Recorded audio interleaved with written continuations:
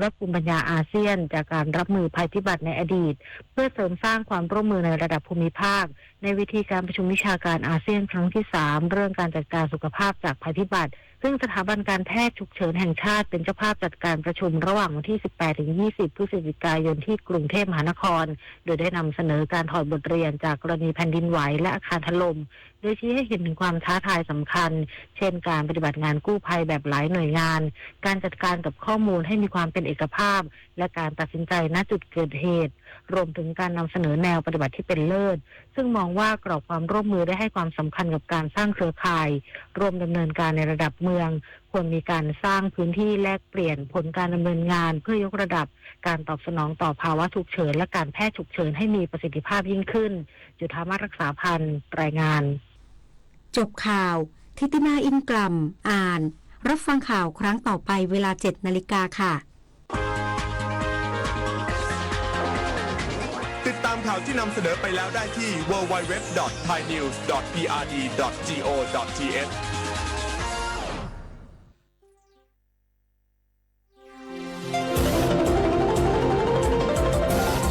วิทยุแห่งประเทศไทยให้ความรู้คู่ความสุข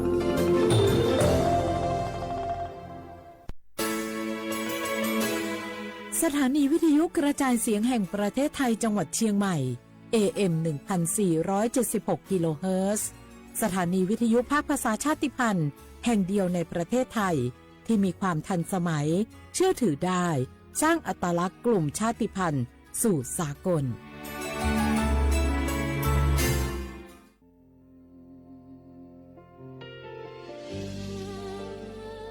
พระเสด็จสู่แดนสวง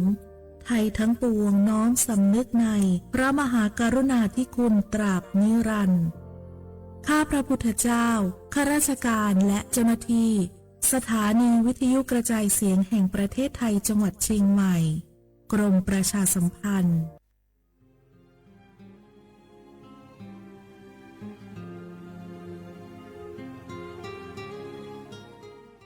This is a moment of profound grief for the Kingdom of Thailand. We, the collective voices of Radio Thailand Chiang Mai, join the Thai nation in mourning the passing of our beloved Queen Martha, Her Majesty Queen Sirikit. Her life was a testament to the unwavering service, grace, and deep love for the Thai people. Our humble condolences and thoughts are with His Majesty the King, the royal family, and all the Thai people during this deeply sorrowful time. We will remember her forever.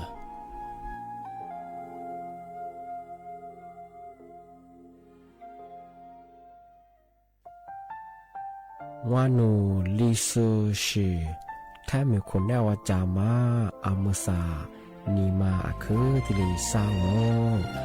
วานูวัตมาอาคือแฟมากูวัตวมาทิลิชิควาลิปุดูแท้มีคนแนวจามาวานูลิซูชิซาควาซาโว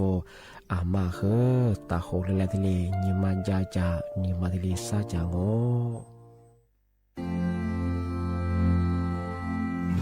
รากฐานสังคมไทยตั้งแต่อดีตจนถึงปัจจุบันเคารพเทิดทูนสถาบันพระมหากษัตริย์เป็นศูนย์รวมจิตใจที่เหนียวแน่นของคนไทยในเวลาที่เกิดวิกฤตทางการเมืองพระบารมีของพระเจ้าอยู่หัวก็ทำให้เกิดความสงบและช่วงที่เกิดวิกฤตเศรษฐกิจปรัชญาเศรษฐกิจพอเพียงของพระเจ้าอยู่หัวรัชกาลที่9พระราชทานให้กับคนไทยก็ทำให้ผู้ที่น้อมนำมาปฏิบัติมีภูมิคุ้มกันและไม่เกิดความเสียหายพระปฐมบรมราชโองการของพระเจ้าอยู่หัวรัชกาลที่10เราจะสืบสานรักษาและต่อยอดและครองแผ่นดินโดยธรรมเพื่อประโยชน์สุขแห่งอาณาราษฎรตลอดไปพระมหากษัตริย์ไทยทุกพระองค์ทรงห่วงใยราชเสมอสถาบันพระมหากษัตริย์ไทยศูนย์รวมใจไทยทั้งชาติ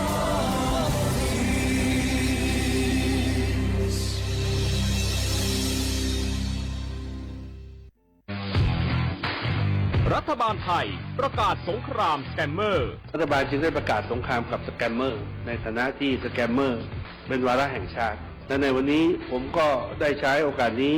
มารายงานความคืบหน้า และเน้นย้ำถึงสิ่งที่เราต้องร่วมกันทำต่อไปรัฐบาลได้จัดตั้งคณะกรรมการอำนวยการป้องกันและปราบปรามอาชญากรรมทางเทคโนโลยีขึ้นมาโดยมีผมเป็นประธานด้วยตนเองเพื่อให้ทุกหน่วยงานทำงานไปในทิศทางเดียวกันเราได้มีการลงนามบันทึกความเข้าใจระหว่าง 15 หน่วยงานหลักทั้งภาครัฐและภาคเอกชนตลอดจนสถาบันการเงินเพื่ออุดช่องโหว่ทางการเงินและตัดเส้นทางเงินของกระบวนการอาชญากรรมเหล่านี้ให้สิ้นซากรวมพลังคนไทยต้านภัยสแปมเมอร์นายอนุทิน ชาญวีรกูลนายกรัฐมนตรี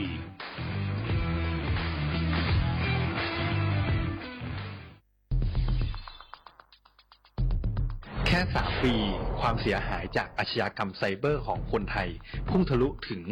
94,000 ล้านบาทหรือเฉลี่ยปีละ 30,000 ล้านบาททุก1 ชั่วโมงเราเสียเงินกว่า 3.4 ล้านบาทให้กับมิจฉาชีพออนไลน์โจรไม่เห็นใจคนอาชีพไหนอายุเท่าไหร่สถานะทางการเงินแบบใดหมอพ่อค้านักธุรกิจนักเรียนแม่บ้านข้าราชการเกษียณทุกคนตกเป็นเหยื่อได้เสมอและวันหนึ่งอาจเป็นคุณหรือคนที่คุณรักเพราะจุดอ่อนร่วมของเหยื่อคือความเร่งรีบขาดสติหรือแม้แต่บางครั้งก็เกิดความโลภจนเกินไปอย่าปล่อยให้การกดคลิกเดียว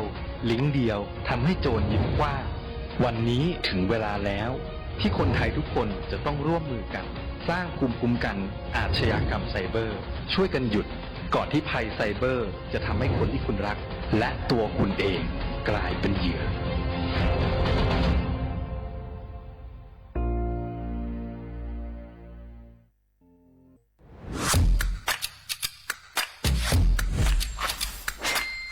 กลับมาแล้ววันนี้กับโครงการคนละครึ่ง plus รัฐออกครึ่งประชาชนออกครึ่งช่วยเศรษฐกิจไทยหมุนเวียนเติบโตถ้าเราช่วยกัน plus ต่อยอดให้เศรษฐกิจไทยเติบโตอย่างยั่งยืนด้วย5 plus plus ที่ 1 เพิ่มช่วงอายุผู้เข้าร่วมโครงการจาก18 ปีเป็น16 ปี plus ที่ 2 เพิ่มวงเงินใช้จ่ายจาก150 บาทเป็น200 บาทเพิ่มพลังซื้อของประชาชนเพื่อกระตุ้นการหมุนเวียนในระบบเศรษฐกิจฐานรากลดภาระค่าครองชีพ plus ที่ 3 เพิ่มสิทธิพิเศษด้วยการดูแลผู้ที่อยู่ในระบบภาษีให้ได้รับสิทธิพิเศษมากขึ้นเพื่อสร้างแรงจูงใจให้ทุกคนร่วมอยู่ในระบบอย่างโปร่งใส plus ที่ 4 เพิ่มโอกาสให้นิติบุคคลขนาดเล็กเข้าร่วมได้ให้ธุรกิจเติบโตเป็นกำลังสำคัญของเศรษฐกิจไทย plus ที่ 5 เพิ่มทักษะใหม่เพื่อพัฒนาให้ร้านค้านำความรู้ใหม่ๆมาช่วยเพิ่มยอดขายลดต้นทุนเรียนรู้เติบโตและปรับตัวไปกับเทคโนโลยีใหม่เพื่อสร้างเศรษฐกิจที่แข็งแกร่งจากคนละครึ่งสู่คนละครึ่ง plus ไม่ว่าจะสั่งข้าวคนละจานชาเขียวคนละแก้วขนมเค้กคนละชิ้นหรือหลายๆชิ้นก็ใช้ส่วนลดได้ทันทีสูงสุดวันละ200 บาทแถมใช้กับฟู้ดเดลิเวอรี่ก็ยังได้สำหรับประชาชนไทยอายุ 16 ปีเป็นต้นไปสมัครรับสิทธิ์ผ่านแอปพลิเคชันเป๋าตังวันที่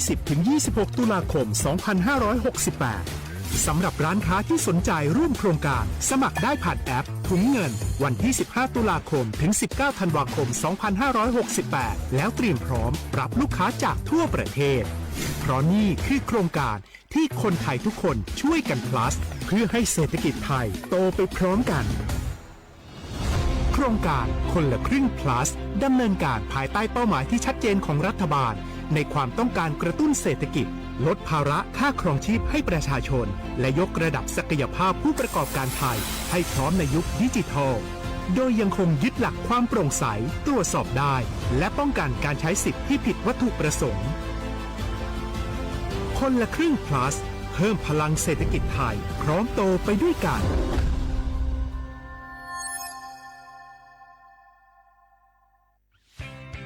เส้นทางสายหมอกที่สวยที่สุดในเมืองแพร่กำลังรอทุกคนไปวิ่งด้วยกันครับทุกก้าวของคุณคือพลังของลมหายใจชวนเพื่อนชวนครอบครัวมาวิ่งฝ่าสายหมอกเพื่อโรงพยาบาลแพร่ในวันอาทิตย์ที่ 7 ธันวาคม 2568 บริเวณลานกิจกรรมหลังวัดพระธาตุช่อแฮ มาร่วมกันส่งต่อพลังแห่งความดีเพราะทุกก้าวของคุณช่วยต่อชีวิตให้กับผู้ป่วยในโรงพยาบาลแพร่สมัครได้เลยวันนี้แล้วไปวิ่งด้วยกันในวันอาทิตย์ที่ 7 ธันวาคม 2568 พบกันบริเวณลานกิจกรรมหลังวัดพระธาตุช่องแฮนะครับหมู่เฮาเจ้าเจียงใหม่ยินดีต้อนรับนายกรัฐมนตรีและคณะลงพื้นที่ตรวจราชการและร่วมพิธีส่งมอบโครงการเพิ่มศักยภาพการรองรับและการไหลของแม่น้ำปิงเพื่อป้องกันอุทกภัยเขตเมืองเจียงใหม่ระยะเร่งด่วนณจังหวัดเจียงใหม่ในวันที่20 พฤศจิกายน 2568 ยินดีต้อนรับเจ้า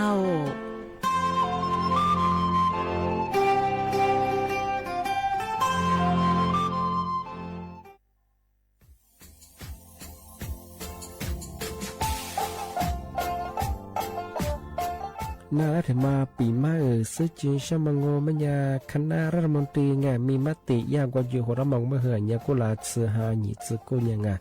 ยิ่งคงอยู่ตรงยาสดซื้อฉีกว่ายาไปรับมองเมื่อเหือแก้ไขปัญหาไงสถานะอาทิตย์เหือสัญชาติไงเอาถ้าเป็นคนเนี่ยว่าจะส่งไงอธิบายที่ยากกฎหมายถือว่าไปรับมองเมื่อเหือไงมาตราที่17ไงแห่งพระราชบัญญัติคนเข้าเมืองไงพอสองงไม่อยากให้คนอยากให้หนีตัวงานหนีจะหนีกว่าไงเท่าว่าถ้ามีคนเนี่ยว่าดูแลโซอาทิตย์เนี่ยคือมือจ้าจางงเป็นยังไงอาทิตย์เนี่ยว่ามีทะเบียนประวัติเธอถูกต้องอยู่ไงอาทิตย์บ้าว่าสารว่ายื่นขอ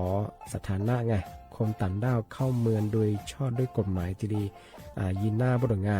อาทิตย์ทยากฎหมายถือว่าบรรดามันเป็นไงมาตราที่7 ทวีไง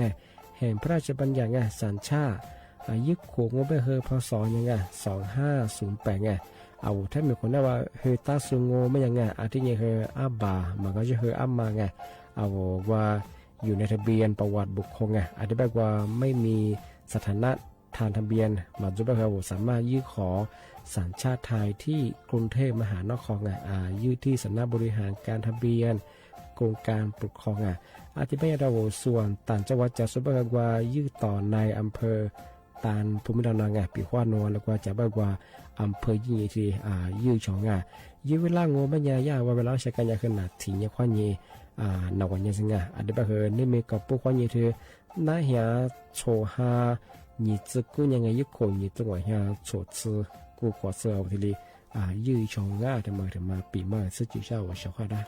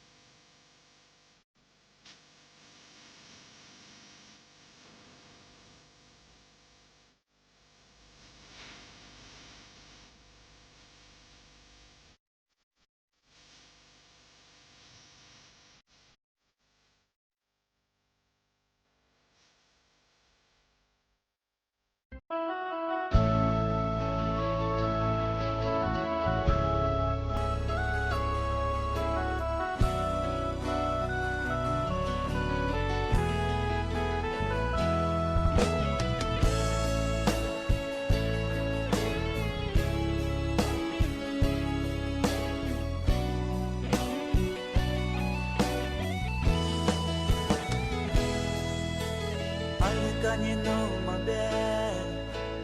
わぬにてのぜらのにまくわわてずりわににてすまちろざまみどまみあれべすのてふけばらせBasu ni show one ni te no se lo do ni te ma chi chi liu ni ni te su mo di ro cho me la di ro le le ale basu te ni le de da se ni le ke ma da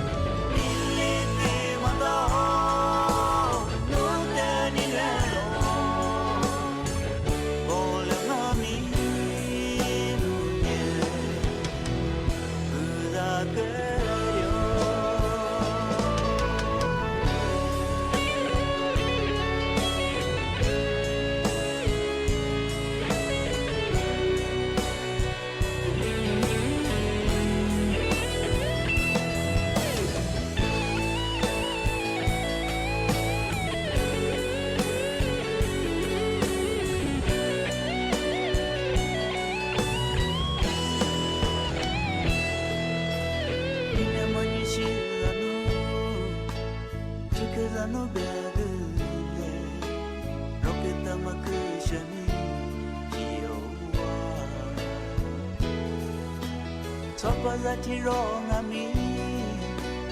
ya bi je chi la lo ale be se no te ni le ke da se ni le ke ma da ti ro la le ni le ke ma da ti ro la le ni le ke ma da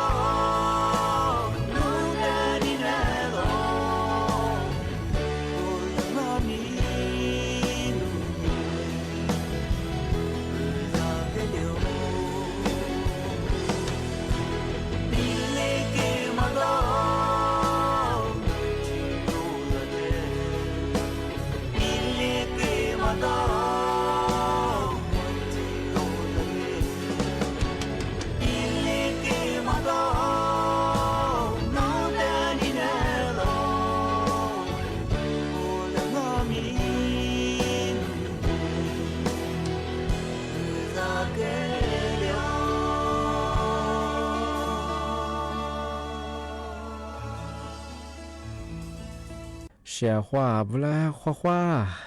นี่แหละฉกโมขวานีเจโมงะเอาลิสุงโงโดดซื้อตัวขวาไปแล้วงาเอาลิสุงโงปากกาโกโงเมญาทาสถานีวิทยุกระจายเสียงแห่งประเทศไทยจังหวัดเชียงใหม่วิทยุโดยจะมังโงเมญายีระบบยา AM ยีความถี่โงเมญาติตูลี่ยาชิดสืโชคือกว่าโดยจะอาทิทาวระบบไลฟ์สดไงฟีบูเพจบรรยายสวทเชียงใหม่ AM 1476กิโลเฮิรตซ์ที่ได้หลายอย่างเอาเชื่อว่าถ้าวิทยุให้นานาจาโซงาทาไลฟ์สดตีสุดก็คือข้อความงงมาแล้วก็ใจนานาจาบ่คือทัดไทยฟราจงชาวเขาว่าการจะมาแต่ชูงงเป็นยังก็คือมาแล้วเพฟูแล้วก็ซื้อไปคืองงแต่มงเป็นยาเชื่อเป็นยาซื้อกันทำไมค่ะวัวกาแฟดูสุนทรการที่มายันในแพทย์หมอไปชงไอ้สาธารณสุขจังหวัดสมุทรปราการนจุนีปีไปจากฝรั่งไงปีฝรั่งเป็นสัญญาชาวเขาว่าวัวยาอาหารกาแฟสำเร็จรูปแบบมังไง阿古嘛都话我来做喜欢的学历阶段嘛，阿什么我们呀比划呀咖啡因一定的抓住一个话，阿什么把都啥嘞我们呀阿我你嘛变啊，你嘛那票啊，阿古嘛安达来抓住，比划小伙吧，咖啡我上的路哎喜欢的学历阶段你咖啡古嘛不去动我们呀，阿我一那古嘛个面的嘛我是变哎。ale penye medala kafe goma ko menya so na tan dange ya nya chi hu goma ge cha danga e de ma po zo menya wa za do ku mo menya a ko do ge na na ti cha ti mya nga e shi ti zma menya ti ya sai bu ra bu tra min a di ba ma ge cha da ro a di mo menya wo u du na nga e shi na hu ka e tai mu ma na e shi khwan da no hi su a di pe ni ma na phyo se di pe ngai a menya kafe ni do su ama ma ba ngai de nya menya ka me fa ma do kha ba ma dia soa bi hua ma pa duang benya antara wang a bangai ga ma podo zo benya shao ho ga ma ge nya ati ma zamu nya ma da ro ti ya ka fa sam le lu ti zi zhuang ai su xia da ma na shao ho ba a me san ni ba wo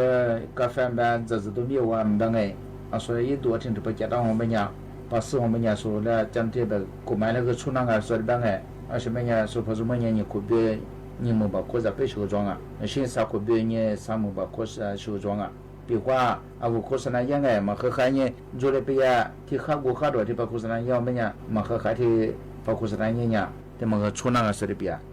而且呢他们小么呀小伙吧，我和那来提子的，比个咋不别我们呀，啊我老子对咋，啊我那时呢老子对咋对咋。白咋提咋，俺也老子什么样嘛咋个，真的咋个怎么样哎？我老子么样嘛你个，对，到最近咋个怎么样？老子咋说样哎？去嘛那说样，俺我去路个跑就说我们老子的嘛可怎么的？啊个小伙吧，啊我老子的嘛和面子装哎，做不别人我瞎子嘛，也得别每年一直裤子去装，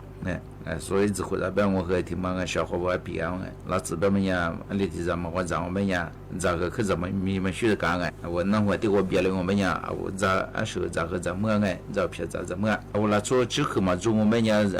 咋么米我们呀？我那偏和米啊，我咋米哎，之后和我们呀那偏和怎么做？我米和第一个呀下的我多样哎。那小伙吧，我和那嘞老子白样哎，我就出老子下在我们呀，比我老子也那皮个比，别嘛的话在你。那比个比么呀？提比么呀？胡卡提比么呀？么胡克哎？个和胡克嘛？我们呀，怎么过么呀？哈，个呀我有咋？我想么过我们呀？我有咋么也和我看嘛那个我付的嘛？要不然我拿来问题我下咱们这个得比啊。一边吃我们那比个比，别么样哎？小伙吧，我不个大抓，还是不个大，有不个大别么样哎？问题别么个样的个？我嘛吃的我们呀，里是抓，下次嘛一煮，是你呀。kapi goma kha shune e shinye agala zu e shinye goya lo chu chama ko ka banya goya na tan pi ne agoma e shinye ta shu ko nya ba goya awo ko kwasu e shinye ma pasu le shinye la swa chu pu la ti de ya ho mo da me je ka tiam ne a ti bo ka ta ka nya ngo banya sha ho ba li ya awo sha zu ma a ti ma kha ta ti hu第二个样我们呀刷个档哎，第个样我们呀我出不来给老刷一滴老子和滴哎，第一个样我们呀我可是和第表，第表个样我们呀我隔壁我们和他滴隔壁他滴我们呀群上面呀我差不多是够哎够呗呀表个的群上面那当呀那当背边嘛个个群嘛是嘛户口我们呀他个不出来是个哎，第个样我们呀蛮闹。嘛怕是个么个，还得去个约户口么样？我里的话约呢文化去个哎，还得个样么样个？家是了，我这里在家的么个，还得嘛一个个白我么样就做下个白我么样？我里的话吃我里的话呢，里话户口么样？还得么样？跑出来都差不多的还得加入，还得我么样？那批个票。这边呀，小伙子，咱弄在户口，咱弄多张哎，我票面带了多张，不行呢，多张或带了哎，可是面那么个哎，那这么个小伙子，我咱多这个得小下咱们哎，那小伙子咱多别么呀，说我别么的我哎，我来出别么呀，下咱们过么呀，咱们米我们呀，我和咱面这片面咱们我们也吃口嘛，河边这边呀，我下嘛这边呀，那个面哎，我咱们讲我们也吃口喝到我们呀。也那么做。小伙伴，俺他妈那这个现在我片面现在这个我小伙伴呢，做到那这个没得说啊，俺问些国家哎，俺是现在多边嘛，啊我的适当我们呢现在人哎，对吧？本期获得了你小伙伴了哎，提子提酒哎提。北马小伙伴个小伙伴个我年那叫哎，阿妈的是真下，阿妈是小伙伴是他和老子对的嘛，白的嘛，虽然没凶哎，啊我白的嘛，就说怕着没呀，咱面把白我们呀，白付了很多小伙伴说了，啊的咱们说个第一下子，说我表里说下面喝了说了说呀，表我们呀，啊我和大陆啊，那么小伙伴那么拿来别嘛提来着哎。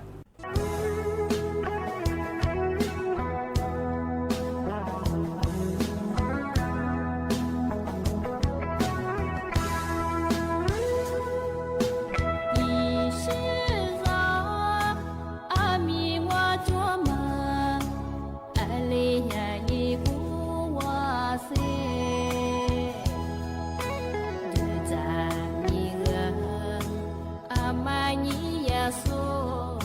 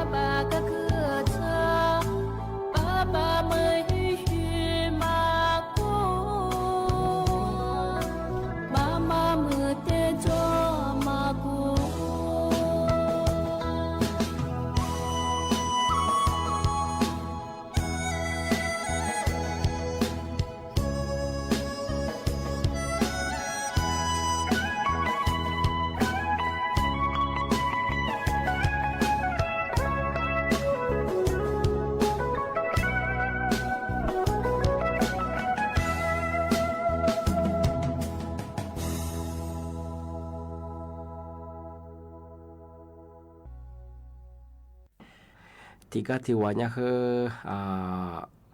มาซื้อสูหัวจัวงอซื้อสูจัวที่ว่าคือว่ามาซื้อสุดาคือจะมาที่ปีมาเงาที่สุดจริงๆปีว่า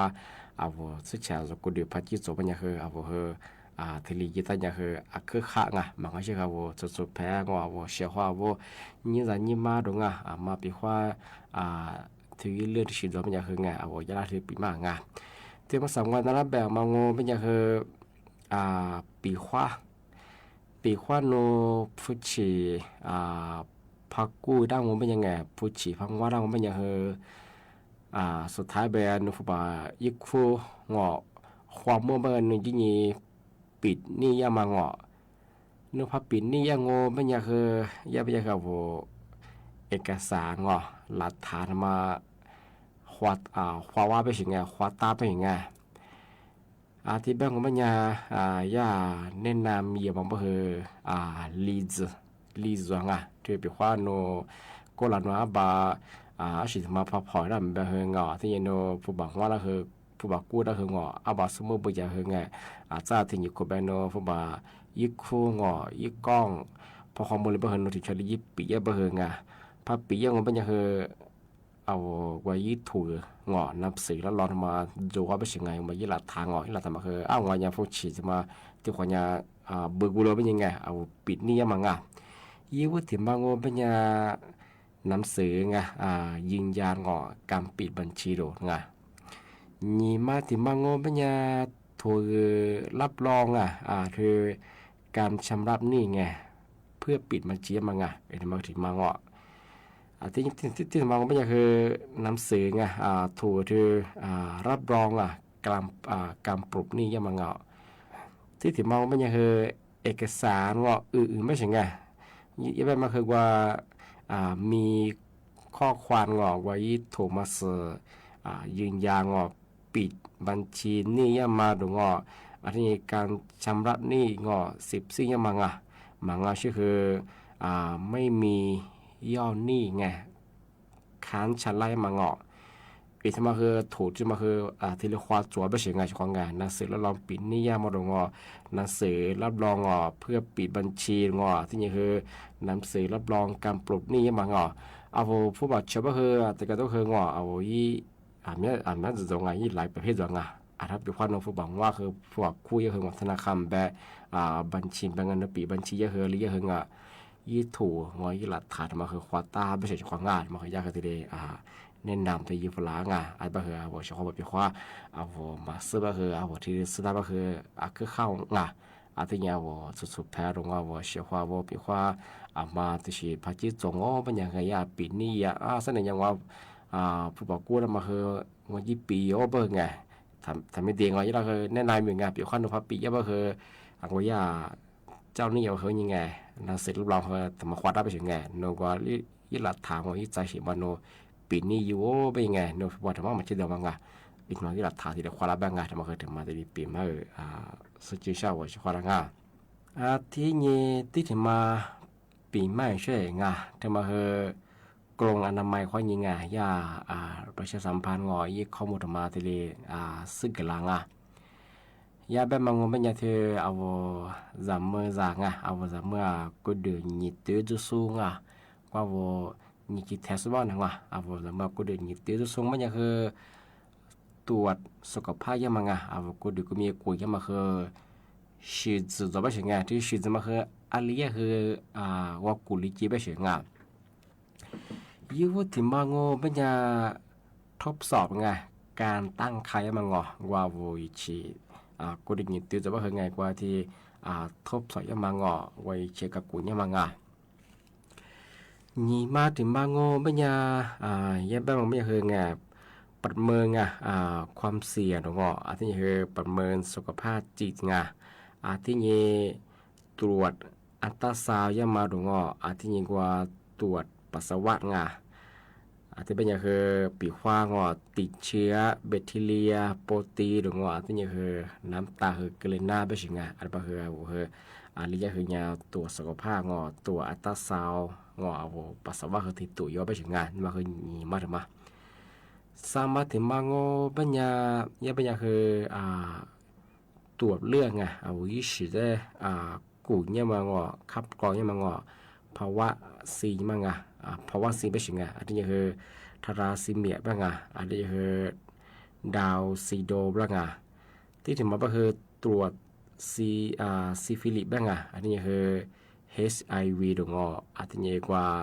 ตัดอาเซียมังอ่ะอาเซียบีบ้างอ่ะที่มาคือเอาไว้ศึกกัวมังอ่ะอันนี้คือโรค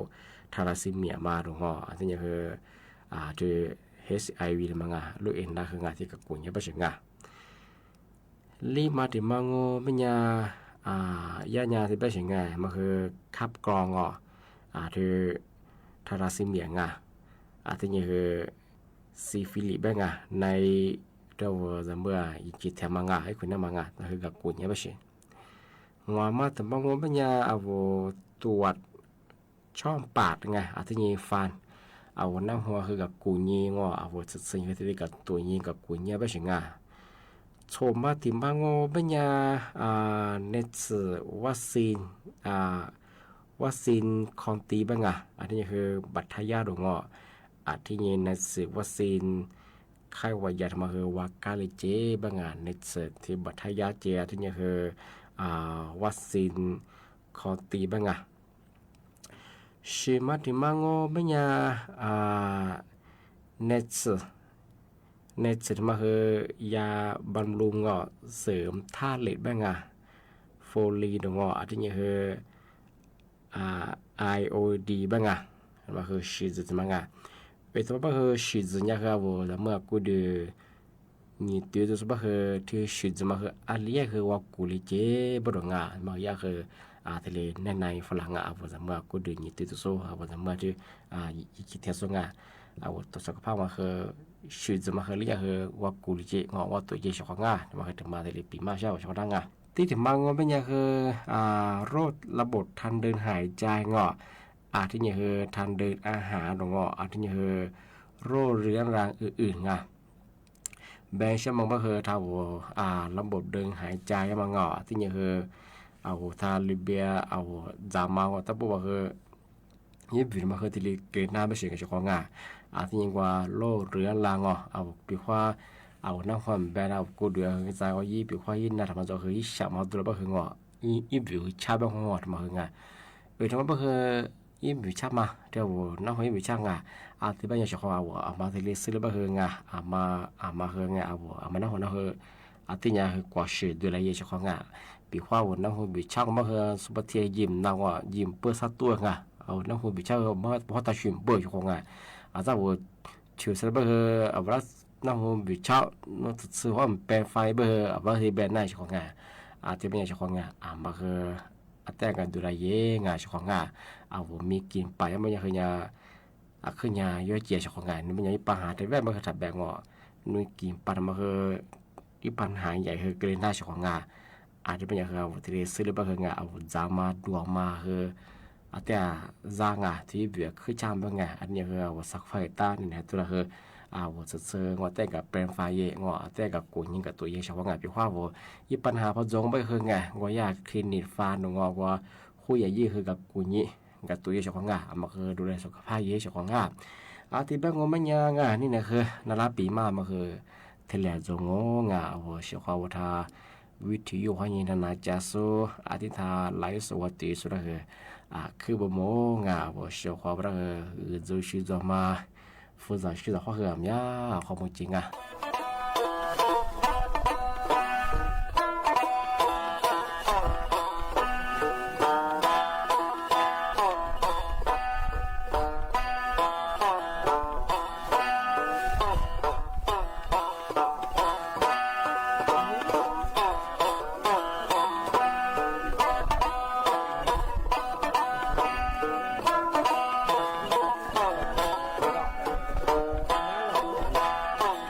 เ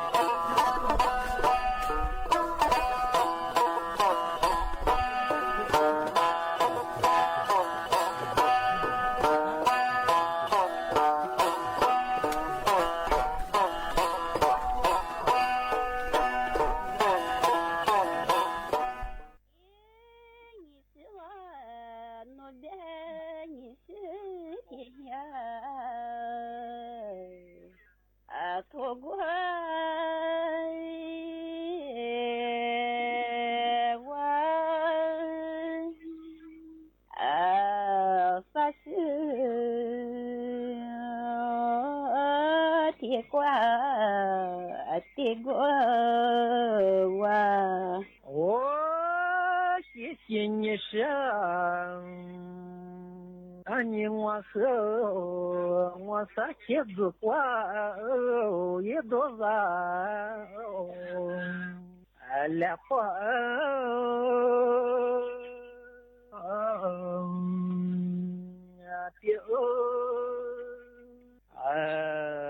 撒谎也难忘来句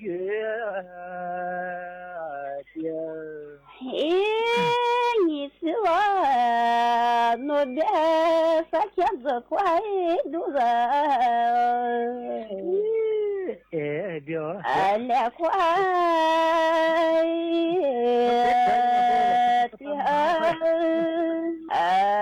也快都是来个的。谢谢你呢，你我和子花来个。你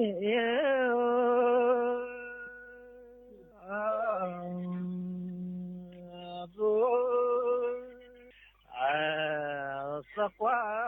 来的猫山羊那边呢我的个来快的嘛山羊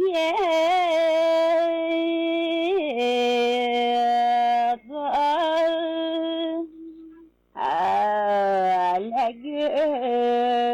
的嘛山羊谢谢你呢，你和三年我的多，也别走。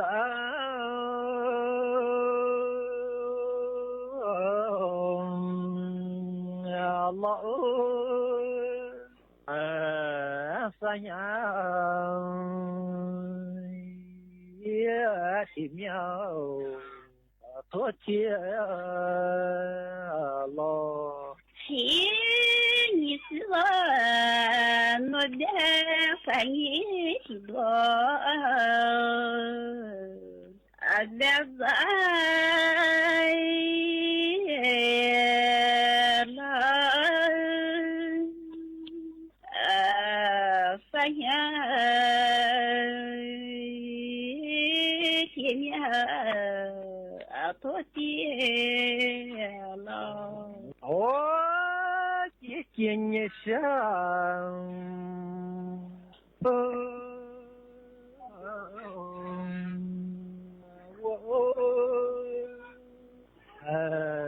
多谢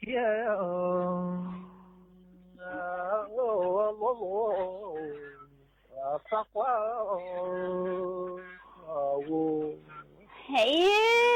你是我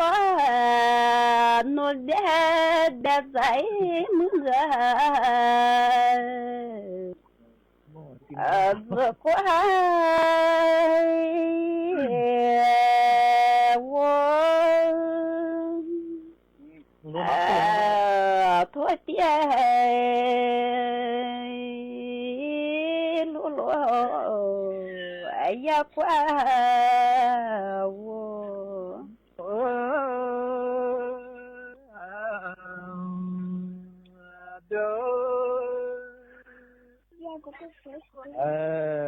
也讲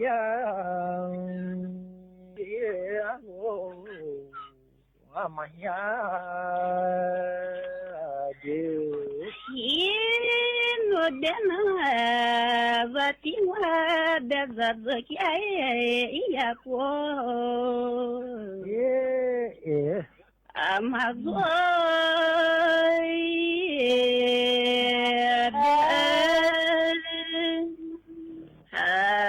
也讲阿罗 mà nhớ điều chỉ chỉ nhớ nó qua mà nhớ đã rồi cháu ya con Alila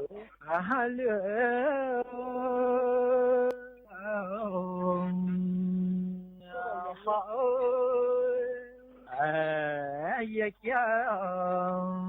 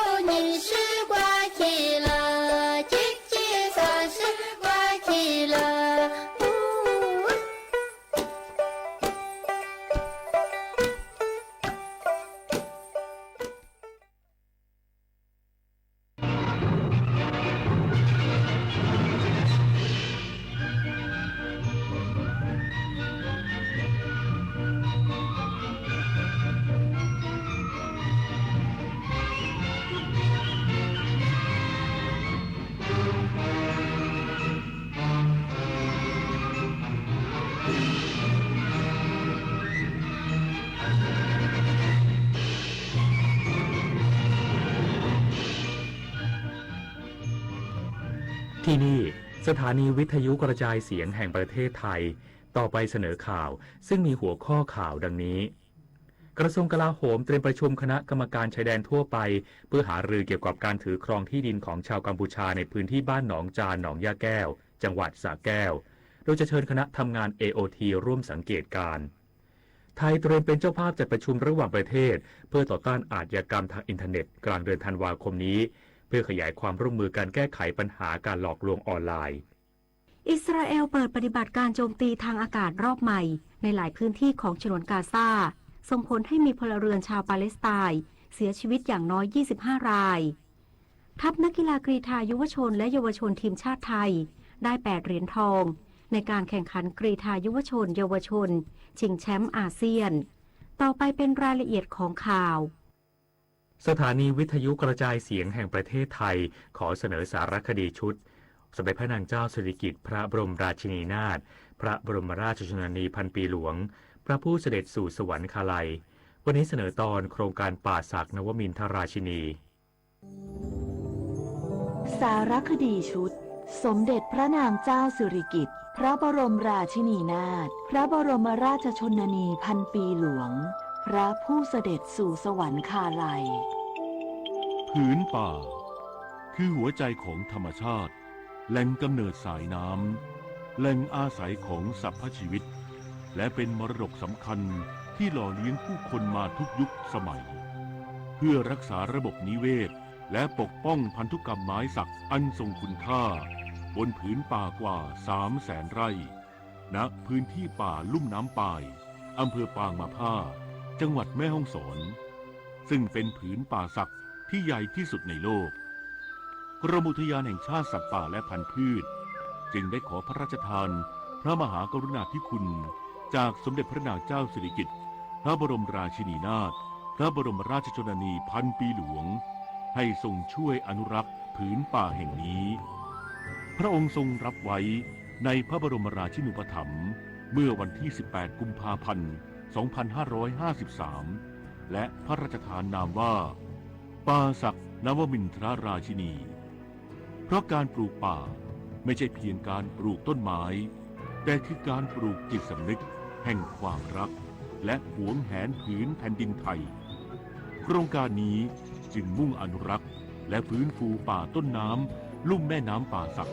ให้กลับคืนความอุดมสมบูรณ์พร้อมส่งเสริมให้ชุมชนรอบป่ามีอาชีพที่มั่นคงและมีส่วนร่วมในการดูแลทรัพยากรของตนเองตามแนวพระราชดำริให้คนอยู่ร่วมกับป่าอย่างเกื้อกูลด้วยพระบารมีได้ช่วยอนุรักษ์ผืนป่าสักแห่งนี้ไว้เป็นสมบัติของลูกหลานไทยและของโลกต่อไปตราบนานเท่านานกระทรวงกลาโหมเตรียมประชุมคณะกรรมการชายแดนทั่วไปหรือ GBC เพื่อหารือเกี่ยวกับการถือครองที่ดินของชาวกัมพูชาในพื้นที่บ้านหนองจานหนองยาแก้วจังหวัดสระแก้วโดยจะเชิญคณะทำงาน AOT ร่วมสังเกตการณ์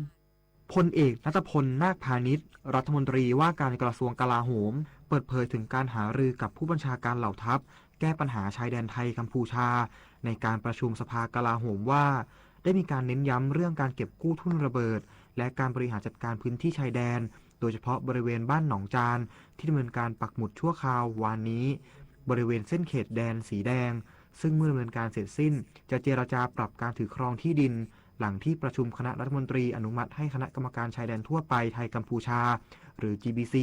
รับผิดชอบเรื่องนี้ซึ่งขั้นตอนปักหมุดชั่วคราวจะใช้เวลาดำเนินการประมาณ1 เดือนคาดว่าจะเสร็จสิ้นประมาณกลางเดือนธันวาคมหรือไม่เกินสิ้นปีนี้จากนั้นจะมีการจัดประชุม GBC เพื่อหารือเรื่องการปรับถือครองที่ดินของชาวกัมพูชาเกือบ200ครัวเรือนในพื้นที่พร้อมกันนี้จะเชิญคณะผู้สังเกตการอาเซียนหรือ AOT ลงพื้นที่ร่วมสังเกตการด้วยเพื่อเป็นพยานให้กับฝ่ายไทยเมื่อวันอังคารที่ผ่านมาเนี่ยทางครม.เขาบอกว่าถ้าจะให้ JBC ประชุมเนี่ย JBC เขาก็บอกว่าเขาคุยเฉพาะเรื่องเขตแดนพอเรื่องคนเรื่องกำลังเนี่ยเขาก็ไม่เกี่ยวเหมือนกันเขาก็อยากให้ GBC ประชุมในสุดที่ประชุมทางครม.เขาบอกเอางั้นให้ GBC ช่วยคุยแล้วกันซึ่งผมก็คือไม่ได้ขัดคำพูดที่พูดเอาไว้เพราะตัวผมเองเนี่ยในฐานะประธาน GBC ผมไม่ประชุมเองอยู่แล้วนะครับหรือไม่ประชุมแล้วเมื่อเนี่ยครม.สั่งผมก็ต้องปฏิบัติไม่คุยเรื่องอื่นแล้วนะครับขณะที่นายนิกรเดชพลังกูลอธิบดีกรมสารนิเทศและโฆษกกระทรวงการต่างประเทศกล่าวว่าปัจจุบันยังคงพบการเผยแพร่ข้อมูลเท็จและบิดเบือนจากฝ่ายกัมพูชาอย่างต่อเนื่องโดยเฉพาะกรณีที่มีการกล่าวหาเจ้าหน้าที่ไทยทำร้ายร่างกายและล่วงละเมิดผู้ต้องหาหญิงชาวกัมพูชาหลบหนีเข้าเมืองในพื้นที่จังหวัดจันทบุรีซึ่งจากการตรวจสอบกับทุกหน่วยงานไม่พบเหตุการณ์ตามที่ถูกกล่าวหาแต่การปฏิบัติต่างๆของเจ้าหน้าที่ไทยเป็นไปตามกฎหมายตามหลักสิทธิมนุษยชนระหว่างประเทศมีมาตรฐานชัดเจนในการจัดการกับผู้หลบหนีเข้าเมืองเป็นกลุ่มไม่มีการแยกให้อยู่เพียงลำพังการปฏิบัติตามพันธกรณีและคำมั่นด้านสิทธิมนุษยชนของไทยได้รับการตรวจสอบอย่างละเอียด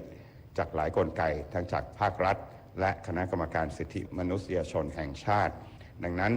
ฝ่ายไทยจึงไม่ให้ค่ากับข้อกล่าวหาดังกล่าวซึ่งเป็นข้อกล่าวหาที่ไม่มีมูลและมีเจตนาร้ายนะครับ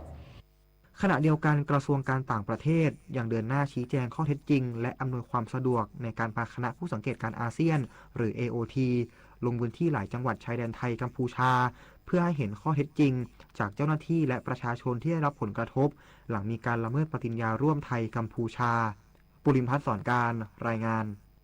ไทยเตรียมเป็นเจ้าภาพจัดประชุมระหว่างประเทศเพื่อต่อต้านอาชญากรรมทางอินเทอร์เน็ต ช่วงกลางเดือนธันวาคมนี้เพื่อขยายความร่วมมือการแก้ไขปัญหาการหลอกลวงออนไลน์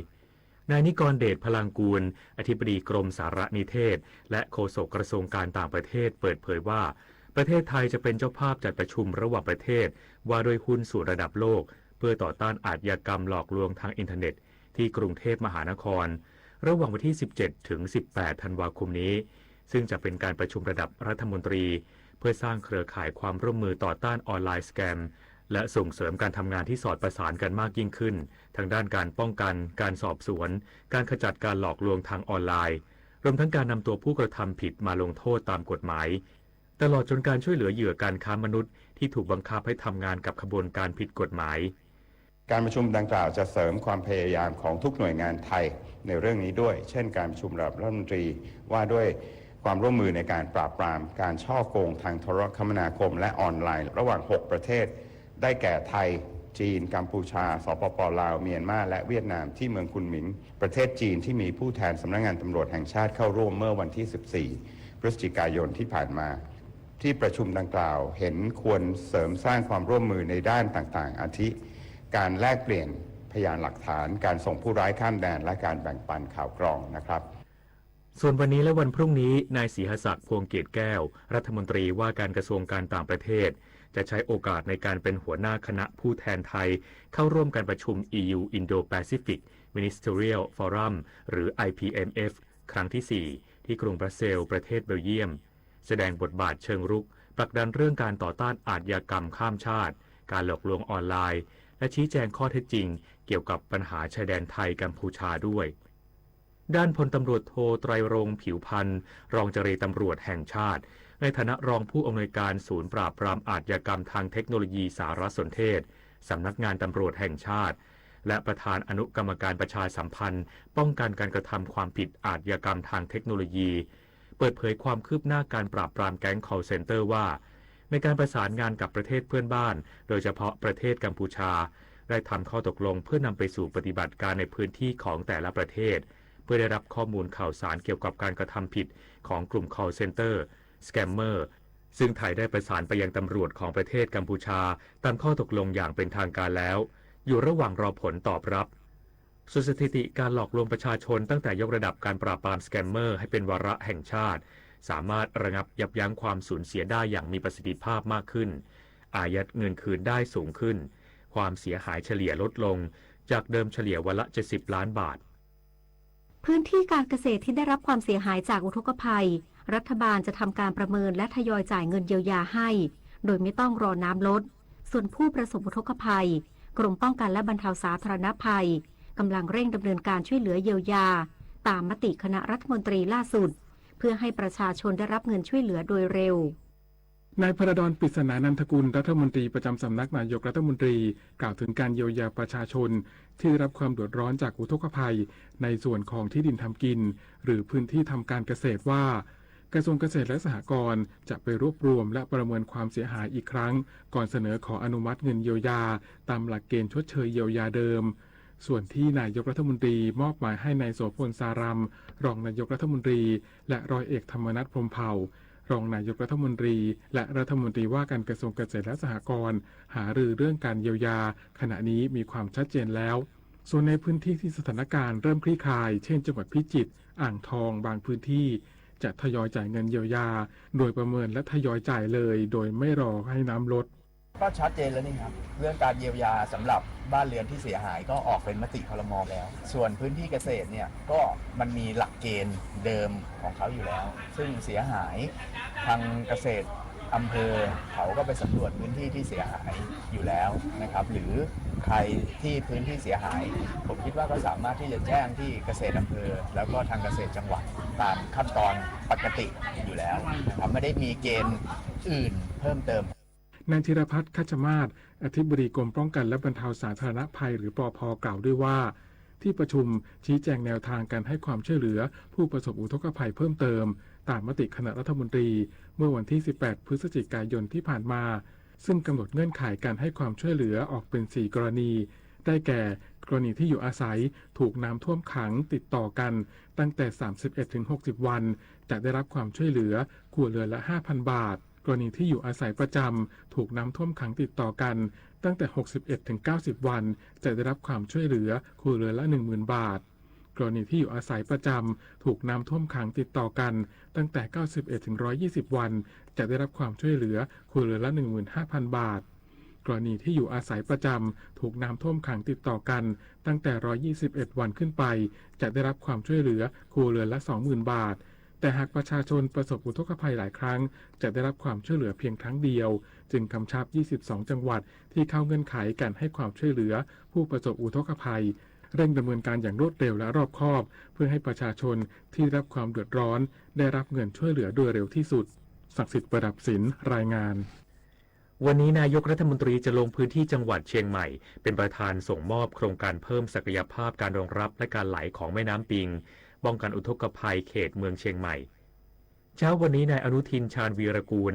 นายกรัฐมนตรีและรัฐมนตรีว่าการกระทรวงมหาดไทยจะเดินทางไปตรวจราชการที่จังหวัดเชียงใหม่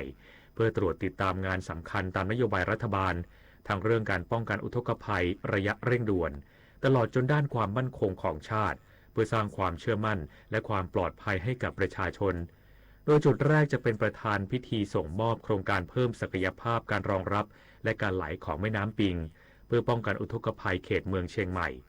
ระยะเร่งด่วนณโรงแรมเซ็นทราริเวอร์ไซด์รวมทั้งจะเป็นประธานสักขีพยานในโอกาสผู้บัญชาการทหารสูงสุดส่งมอบโครงการให้กับผู้ว่าราชการจังหวัดเชียงใหม่พร้อมพบปะหัวหน้าส่วนราชการและประชาชนที่มาร่วมพิธี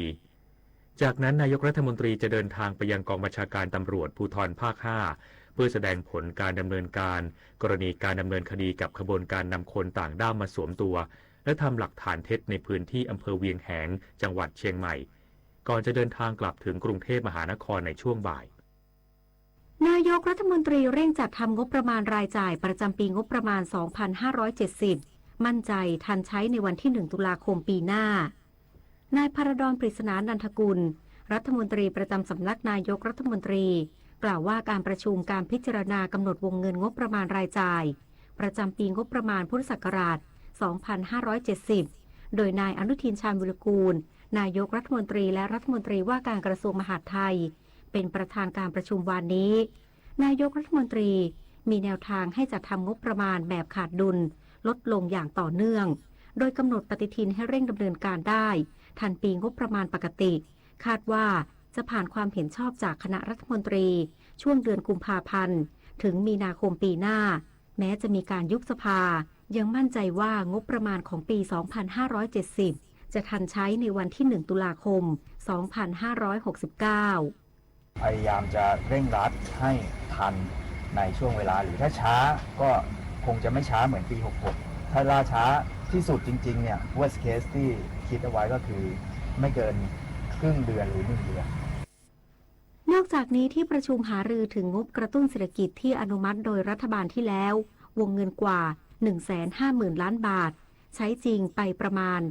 110,000 ล้านบาทจึงเร่งรัดหน่วยงานที่ได้รับจัดสรรงบประมาณเบิกจ่ายเพื่อนำไปดำเนินการเรื่องกระตุ้นเศรษฐกิจให้เร็วที่สุด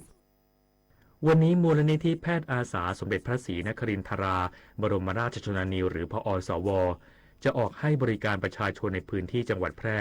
ที่หมู่ 12 โรงเรียนบ้านวังฟ่อนตำบลหัวเมืองอำเภอ 2 จังหวัดศรีสะเกษโรงเรียนบ้านพอกหนองแค่ตำบลกล้วยกว้างอำเภอห้วยทับทันจังหวัดอุทัยธานีที่หมู่ 2 อบต.ข้อควายตำบลข้อควายอำเภอบ้านไร่จังหวัดกาญจนบุรีที่หมู่ 4 บ้านไร่โว่ตำบลไร่โว่อำเภอสังขละบุรีจังหวัดสระแก้วที่หมู่ 4 วัดละลมติมตำบลโคกสูงอำเภอโคกสูงจังหวัดสงขลาที่หมู่ 3 โรงเรียนบ้านบางไหนตำบลปากรออำเภอสิงหานครหน่วยธนกรรมเคลื่อนที่เพื่อประชาชนด้อยโอกาสในเขตท้องถิ่นทุรกันดารมูลนิธิแพทย์อาสาสมเด็จพระศรีนครินทราบรมราชชนนีออกให้บริการประชาชนในพื้นที่จังหวัดตากที่หมู่ 6 โรงเรียนบ้านห้วยนกกกสาขาทีเนเดตำบลแม่หลักอำเภอท่าสองยางและที่หมู่ 11 ศูนย์การเรียนชุมชนชาวไทยภูเขาแม่ฟ้าหลวงบ้านพัตตี้หมอโจจึงขอเชิญชวนประชาชนในพื้นที่ดังกล่าวไปรับบริการโดยไม่เสียค่าใช้จ่ายใดๆ ขอเชิญประสบกนิกรชาวไทยร่วมน้อมรำลึกในพระกรุณาธิคุณในงานเฉลิมพระเกียรติสมเด็จพระเจ้าพักคินีเธอเจ้าฟ้าเพชรรัตนราชสุดาสิริโสภาพันนวดีเนื่องในโอกาสวันประสูติครบ100 ปีวันที่ 24 พฤศจิกายน 2568 ณ วัดพระปฐมเจดีย์จังหวัดนครปฐมพร้อมกิจกรรมถวายพระกุศลเพื่อแสดงความจงรักภักดีแด่พระองค์ผู้ทรงเป็นแบบอย่างแห่งความเพียรและความงดงามในหัวใจไทยชีวิตมนุษย์มีสุขมีทุกข์ดีใจเสียใจผ่านอุปสรรคและปัญหามากมายในแต่ละวันสงบนิ่งแล้วย้อนมองตัวเองวันนี้วันพระน้อมนำธรรมะสู่ชีวิตเตือนสติคนไทยทั้งชาติสถานีวิทยุกระจายเสียงแห่งประเทศไทย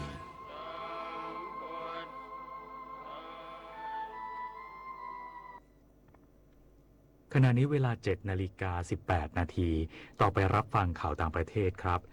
สำนักข่าวต่างประเทศรายงานว่าอิสราเอลเปิดปฏิบัติการโจมตีทางอากาศอย่างน้อย 4 ครั้งในหลายพื้นที่ของฉนวนกาซาเมื่อวานนี้ตามเวลาท้องถิ่น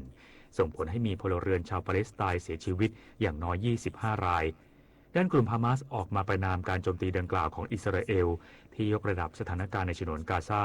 ถือเป็นการโจมตีที่เป็นอันตรายพร้อมเรียกร้องให้สหรัฐรักษาคำมั่นสัญญาที่เคยให้ไว้และกดดันอิสราเอลให้หยุดยิงและยุติโจมตีโดยทันทีทั้งนี้การโจมตีดังกล่าวสะท้อนถึงความเปราะบางของแผนสันติภาพในฉนวนกาซา 20 ข้อของสหรัฐและนับตั้งแต่ที่อิสราเอลและกลุ่มฮามาสสามารถบรรลุข้อตกลงหยุดยิงตามแผนสันติภาพฉบับนี้อิสราเอลเปิดปฏิบัติการโจมตีเป้าหมายในฉนวนกาซาไปแล้วหลายต่อหลายครั้งส่งผลให้มีผู้เสียชีวิตแล้วอย่างน้อย 305 รายส่วนกลุ่มฮามาสสังหารทหารอิสราเอล 3 นายประธานาธิบดีโดนัลด์ทรัมป์ผู้นำสหรัฐโพสต์ข้อความผ่านแพลตฟอร์มโซเชียลมีเดีย Truth Social เมื่อวานนี้ตามเวลาท้องถิ่นที่ระบุว่าสหรัฐจะทำงานร่วมกับซาอุดีอาระเบียสหรัฐอาหรับเอมิเรตส์อียิปต์และอีกหลายประเทศในภูมิภาคตะวันออกกลางเพื่อยุติสงครามกลางเมืองในซูดานซึ่งทวีกำลังความรุนแรงขึ้นจนทำให้เกิดวิกฤตด้านมนุษยธรรมครั้งใหญ่ในซูดานความเคลื่อนไหวดังกล่าวเกิดขึ้นหลังการพบหารือกับเจ้าชายโมฮัมเหม็ดบิลซามานมกุฎราชกุมารและนายกรัฐมนตรีแห่งซาอุดีอาระเบียที่ส่งยื่นข้อเรียกร้องไปยังประธานาธิบดีทรัมป์โดยมกุฎราชกุมารแห่งซาอุดีอาระเบียส่งเชื่อมั่นว่าการยุติสงครามในซูดานต้องมีแรงกดดันจากสหรัฐโดยตรงเพื่อคลี่คลายทางตันในการเจรจายุติสงครามกลางเมืองครั้งนี้ที่ดำเนินมานานกว่า 2 ปีหลังสหรัฐสามารถทำให้เกิดการหยุดยิงในฉนวนกาซาเมื่อเดือนตุลาคมที่ผ่านมาต่อไปรับฟังข่าวกีฬาค่ะการแข่งขันกรีฑายุวชนอายุไม่เกิน 18 ปีและเยาวชนอายุไม่เกิน 20 ปีชิงแชมป์อาเซียนครั้งที่ 17 ที่มัตยาสเตเดียมเมืองเมดันประเทศอินโดนีเซียนักกีฬากรีฑายุวชนและเยาวชนทีมชาติไทยทำผลงานคว้า 5 เหรียญทอง 7 เหรียญเงิน 8 เหรียญทองแดงเหรียญทองได้จากวิ่ง 400 เมตรชายรุ่น U18 ธีรเดช บุญชิตทำเวลาได้ 49.39 วินาทีวิ่งผลัด 4x400 เมตรชายรุ่น U18 กฤษดาหมู่หัวนาธีรพัฒน์กล่าวโพสรายุพรหมวรรณรัตน์และธีรเดช บุญชิตวิ่งส่งต่อไม้กันได้อย่างยอดเยี่ยมคว้าเหรียญทองที่เวลา 3 นาที 21.75 วินาทีว่างจักรหญิงรุ่น U18 ภูมิรินทร์ทวีจันทร์คว้าทองที่สถิติ 41.93 เมตรและขว้างค้อนหญิงรุ่น U18 กฤษกรหามาจ้ำคว้าเหรียญทองที่สถิติ 56.00 เมตรและวิ่ง 800 เมตรชายรุ่น U18 วาทินเชิญชมคว้าเหรียญทองที่เวลา 1 นาที 57.96 วินาทีแบดมินตัน World Tour Super 500 SSBC BWS Australian Open ที่เมืองซิดนีย์ประเทศออสเตรเลียในรอบแรกหญิงเดี่ยวบุษนันท์ อึมบำรุงพันธ์มืออันดับ 8 ของรายการตบชนะเฟย์ฮัวเจ้าถิ่นออสเตรเลีย 2-0 เกมผ่านเข้ารอบ 2 ไปเจอกับมานามิซุยซูจากญี่ปุ่น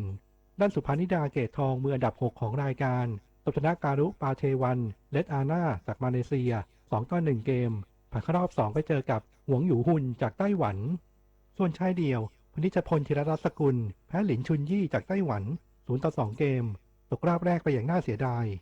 ด้านคู่ผสมภูมินัท หอบรรลือกิจกับเบญญาภาเอี่ยมสะอาด ตบชนะริโออากุสติโนกับปริก้ากุสเตียดีจากออสเตรเลีย2-0 เกมผ่านเข้ารอบ2ต่อไป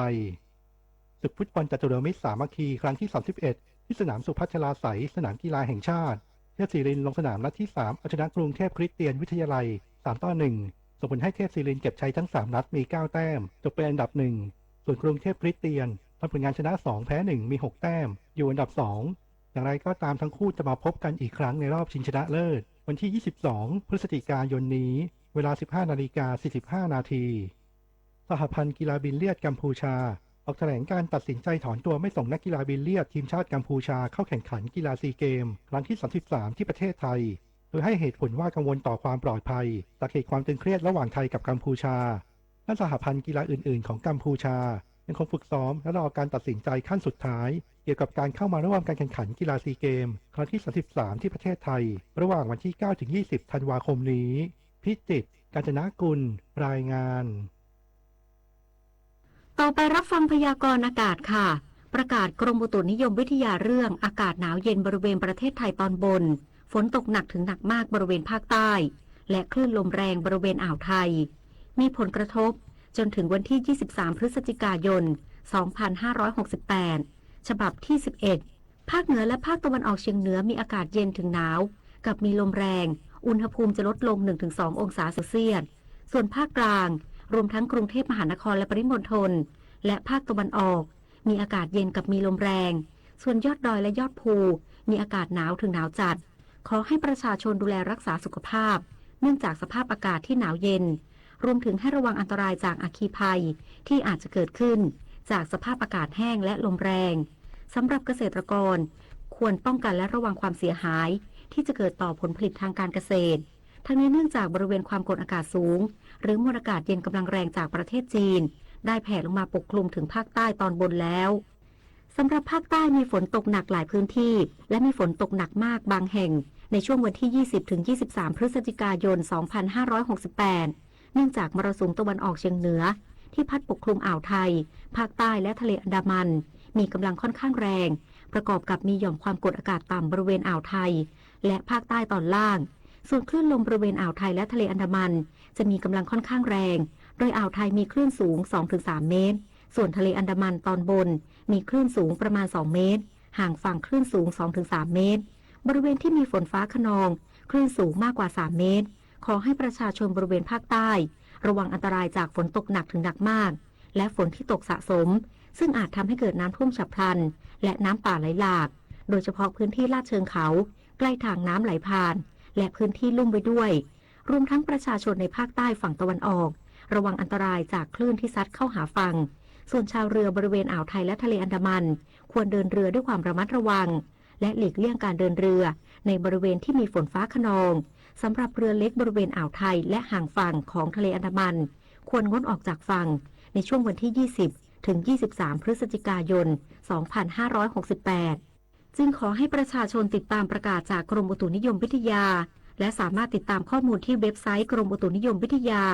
www.tmd.go.th หรือที่หมายเลขโทรศัพท์ 023994012-13 และ 1182 ได้ตลอด 24 ชั่วโมงพยากรณ์อากาศตั้งแต่เช้าวันนี้จนถึงเช้าวันพรุ่งนี้ภาคเหนืออากาศเย็นถึงหนาวและอุณหภูมิจะลดลง 1-2 องศาเซลเซียสอุณหภูมิต่ำสุด 14-19 องศาเซลเซียสบริเวณยอดดอยอากาศหนาวถึงหนาวจัดอุณหภูมิต่ำสุด 3-11 องศาเซลเซียสภาคตะวันออกเฉียงเหนืออากาศเย็นถึงหนาวกับมีลมแรงและอุณหภูมิจะลดลง 1-2 องศาเซลเซียสอุณหภูมิต่ำสุด 15-18 องศาเซลเซียสบริเวณยอดภูอากาศหนาวถึงหนาวจัดอุณหภูมิต่ำสุด 6-12 องศาเซลเซียสภาคกลางอากาศเย็นกับมีลมแรงอุณหภูมิต่ำสุด 19-21 องศาเซลเซียสภาคตะวันออกอากาศเย็นในตอนเช้ากับมีลมแรงอุณหภูมิต่ำสุด 19-22 องศาเซลเซียสลมตะวันออกเฉียงเหนือความเร็ว 20-40 กิโลเมตรต่อชั่วโมงทะเลมีคลื่นสูง 1-2 เมตรห่างฝั่งคลื่นสูงมากกว่า 2 เมตรภาคใต้ฝั่งตะวันออกมีฝนฟ้าคะนอง170ของพื้นที่และมีฝนตกหนักถึงหนักมากบางแห่งบริเวณจังหวัดสุราษฎร์ธานีนครศรีธรรมราชพัทลุงสงขลาปัตตานียะลาและนราธิวาสอุณหภูมิต่ำสุด 20-24 องศาเซลเซียสภาคใต้ฝั่งตะวันตก มีฝนฟ้าคะนอง80%ของพื้นที่และมีฝนตกหนักถึงหนักมากบางแห่งบริเวณจังหวัดระนองพังงาภูเก็ตกระบี่ตรังและสตูลอุณหภูมิต่ำสุด 23-24 องศาเซลเซียสกรุงเทพมหานครและปริมณฑลอากาศเย็นในตอนเช้ากับมีลมแรงอุณหภูมิต่ำสุด 20-22 องศาเซลเซียสสภาวะระดับน้ำในแม่น้ำเจ้าพระยาที่หน้ากองบัญชาการกองทัพเรือคำนวณโดยกรมอุทกศาสตร์กองทัพเรือวันนี้น้ำขึ้นเต็มที่เวลา 8:45 นาทีสูงกว่าระดับทะเลปานกลาง1 เมตร 97 เซนติเมตรและเวลา 16:38 นาทีสูงกว่าระดับทะเลปานกลาง1 เมตร 83 เซนติเมตรน้ำลงเต็มที่เวลา 1:34 นาทีสูงกว่าระดับทะเลปานกลาง73 เซนติเมตรและเวลา 12:48 นาทีสูงกว่าระดับทะเลปานกลาง1 เมตร 63 เซนติเมตรวันนี้ที่ประภาคารกาญจนาภิเษกแหลมพรหมเทพจังหวัดภูเก็ตดวงอาทิตย์ตกเวลา 18:05 นาทีกรุงเทพมหานครดวงอาทิตย์ตกเวลา 17:47 นาที1 นาทีกับกปท.ผู้ขับขี่บางคนอาจเคยตกอยู่ในสภาวะตกใจเมื่อได้ยินเสียงสัญญาณของรถพยาบาลฉุกเฉินก็เกิดอาการตกใจจนไม่สามารถบังคับรถให้หลีกทางได้สถาบันการแพทย์ฉุกเฉินแห่งชาติมีข้อแนะนำให้ผู้ขับขี่ที่พบเห็นสัญญาณไฟและได้ยินเสียงไซเรนควรตั้งสติพยายามมองกระจกหลังเพื่อกะระยะของรถพยาบาลที่วิ่งมาพิจารณาปริมาณรถทั้งซ้ายและขวาที่อยู่ใกล้แล้วพบว่าไม่มีอันตรายและเราสามารถเบี่ยงชิดซ้ายได้ให้ผู้ขับขี่ลดความเร็วรถและเบี่ยงซ้ายเพื่อหลีกทางให้รถพยาบาลทันทีหากไม่สามารถหลีกทางได้โดยเพราะสภาพรถที่หนาแน่นและมีอันตรายก็ให้หยุดชะลอรถให้นิ่งเพื่อให้รถพยาบาลฉุกเฉินหาทางวิ่งผ่านเราไปให้ได้เมื่อรถพยาบาลฉุกเฉินวิ่งผ่านไปแล้วห้ามขับตามเด็ดขาดกรณีรถติดและรถพยาบาลฉุกเฉินอยู่ด้านหลังพอดีให้พิจารณาว่าควรชิดซ้ายหรือชิดขวาดีถ้าไม่มีใครหลีกทางให้ผู้ขับขี่เลือกว่าจะหลบทางไหนและเปิดไฟเลี้ยวเพื่อให้สัญญาณให้รถพยาบาลฉุกเฉินได้แซงผ่านไปได้สะดวกค่ะด้วยความปรารถนาดีจากกรมประชาสัมพันธ์และกองทุนเพื่อความปลอดภัยในการใช้รถใช้ถนนกรมการขนส่งทางบกกระทรวงคมนาคมสำหรับช่วงที่ 2 ติดตามรับฟังการสัมภาษณ์พลตำรวจตรีสุรพงษ์ไทยประเสริฐผู้บังคับการอำนวยการกองบัญชาการตำรวจสืบสวนสอบสวนอาชญากรรมทางเทคโนโลยีเกี่ยวกับการปราบปรามอาชญากรรมออนไลน์และสแกมเมอร์ค่ะความยุติธรรมเป็นพื้นฐานของความสงบสุขหากปรารถนาจะให้ประเทศมีความสงบสุขก็ต้องอำนวยความยุติธรรมให้แก่ประชาชนพระบรมราโชวาทพระบาทสมเด็จพระเจ้าอยู่หัวคณิษฐาฤศาสตร์บรรณาธิการข่าวธิติมาอินกลัมและยุทธพรบานเย็นอ่านระวังเพจปลอมขายสินค้าหรือบริการที่ไม่มีอยู่จริงระวังวิดีโอคอลลวงเงินเหยื่อระวังหลอกลงทุนอ้างผลตอบแทนสูงเพราะวัยไหนอาชีพอะไรก็ตกเป็นเหยื่อของโจรออนไลน์ได้ระวังตัวก่อนคลิกทุกครั้งตั้งคำถามก่อนเชื่อทุกข้อความอย่ารีบจนขาดสติก่อนโอนทุกบาทเจอโจรออนไลน์แจ้งตำรวจไซเบอร์1441ตลอด24ชั่วโมงจำไว้ให้ขึ้นใจรีบโอนโจรยิ้มตอนนี้ปัญหาบุหรี่ไฟฟ้าเข้าถึงง่ายมากและมีรูปแบบที่ดึงดูดใจเด็กๆโดยเฉพาะสารเสพติดเป็นภัยต่อชีวิตบุหรี่ไฟฟ้ามีสารพิษอันตรายต่อสมองที่กำลังพัฒนาของเด็กและเยาวชนอนาคตประเทศชาติจะพัฒนาอย่างมีคุณภาพร่วมปกป้องเด็กและเยาวชนจากบุหรี่ไฟฟ้าคนไทยไม่เอาบุหรี่ไฟฟ้าคนไทยไม่เอาบุหรี่ไฟฟ้าคนไทยไม่เอาบุหรี่ไฟฟ้ากลับมารับฟังข่าวช่วงที่ 2 ครับท่านผู้ฟังครับในระยะนี้อาชญากรรมออนไลน์และสแกมเมอร์ได้ทวีความรุนแรงและสร้างความเสียหายให้กับประชาชนทั่วประเทศอย่างต่อเนื่องวันนี้รับฟังพลตำรวจตรีสุรพงษ์ไทยประเสริฐผู้บังคับการอำนวยการกองบัญชาการตำรวจสืบสวนสอบสวนอาชญากรรมทางเทคโนโลยีจะมาพูดถึงสถานการณ์ล่าสุดรวมถึงมาตรการเชิงรุกและคำแนะนำสำคัญให้ประชาชนรู้เท่าทันภัยออนไลน์สัมภาษณ์โดยวาสนาตระเกตครับค่ะสวัสดีค่ะท่านผู้การสุรพงษ์คะครับสวัสดีครับผมท่านผู้การคะสถานการณ์ปัจจุบันของการหลอกลวงออนไลน์หรือสแกมเมอร์ในประเทศไทยเป็นอย่างไรมีสถิติคดีและก็มูลค่าความเสียหายที่น่ากังวลมากน้อยแค่ไหนคะครับสถานการณ์ในปัจจุบันนะครับในเรื่องของการแจ้งความออนไลน์นะครับก็จะขออนุญาตนำเรียนอย่างนี้นะครับว่าส ถานการณ์ตั้งแต่เริ่มบังคับใช้หรือเริ่มพรก.แล้วก็เริ่มการรวบรวมสถิติโดยผ่านไทย Police ออนไลน์นะครับตั้งแต่เดือนมีนาคมปี 2565 ถึง 2568 นี้นะครับก็มีสถิติการรับเรื่องมาโดยตลอดประมาณถ้าเลขกลมๆก็ประมาณขึ้น1 ล้านเรื่องแล้วนะครับแล้วก็มูลค่าความเสียหายที่ปรากฏนะครับก็เลขกลมๆเช่นเดียวกันก็มากถึง100,000 กว่าล้านบาทแล้วครับส่วนในสถิติโดยเฉลี่ยต่อวันนะครับอยู่ประมาณ70 ล้านเศษนะครับต่อวันครับส่วนการรวบรวมสถิติว่ากลุ่มคนที่ยืนยันว่ามีได้รับการหลอกลวงมากที่สุดนะครับอยู่ในช่วงอายุของวัยทำงานนะครับเนื่องจากว่ามีกำลังซื้อหรือมีการช้อปปิ้งออนไลน์มากนะครับก็จะอยู่ในช่วงอายุที่ 31-40 ปีนะครับเป็นช่วงอายุที่รับแจ้งมากที่สุดนะครับแต่ส่วนในกลับกันนะครับในส่วนความเสียหายที่เกิดขึ้นกลุ่มคนที่ปรากฏความเสียหายสูงสุดนะครับกลับไปอยู่ในกลุ่มของซีเนียร์นะครับตั้งแต่อายุ50 กว่าจนถึง60ขึ้นไปครับซึ่งอาจจะสะสมทรัพย์สินได้มากพอสมควรแล้วก็เหตุที่เสียหายในกลุ่มนี้มากที่สุดก็คือหลอกให้ลงทุนหรือเป็นไฮบริดนะครับก็จะเป็นลักษณะเหมือนกับโรแมนต์สแกมแล้วก็หลอกให้ลงทุนต่อเนื่องกันครับแล้วก็ในทิศทางของคดีที่เกิดขึ้นนะครับตั้งแต่ปี 63ซึ่งก่อตั้งกองบัญชาการตำรวจไซเบอร์นะครับมาจนถึงปัจจุบันนะครับมีทิศทางสูงขึ้นมาโดยตลอดครับมากถึง6 เท่าแล้วนะครับตอนนี้จากเดิมเนี่ยประมาณนั้นเริ่มต้นด้วยประมาณสัก 6-7 หมื่นคดีต่อปีนะครับจนปัจจุบันเนี่ยโดยประมาณ 350,000 เรื่องต่อปีครับอันนี้คือสถานการณ์ในปัจจุบันนะครับครับผมท่านคะปัจจุบันรูปแบบการหลอกลวงเป็นอย่างไรแล้วก็พบมากที่สุดคือเป็นการหลอกลวงเนี่ยพัฒนาการไปอย่างไรบ้างคะจากเดิมครับการหลอกก็ยังคงซ้ำเดิมอยู่นะครับเพียงแต่ว่าก็ยังคงอยู่ในเรื่องของการหลอกลวงให้ซื้อขายของโดยไม่เป็นกระบวนการเช่นว่าหลอกให้ซื้อของแล้วไม่ได้ของหรือการหลอกลวงให้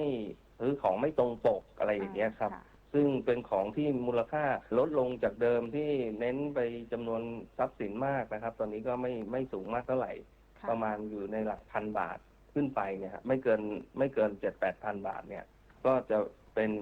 สถิติที่รับแจ้งสูงสุดครับครับผม